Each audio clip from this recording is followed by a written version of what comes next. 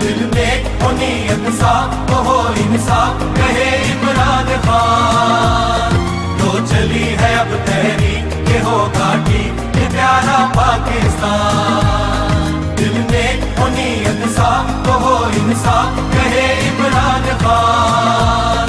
तो चली है अब तहरीक के होगा ठीक ये प्यारा पाकिस्तान। कायद का था फरमान,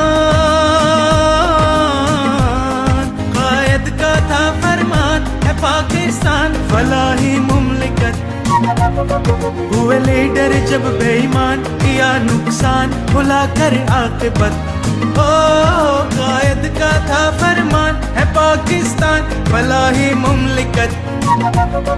हुए लीडर जब बेईमान, किया नुकसान भुला कर आक़िबत। अब लोग नहीं नादान।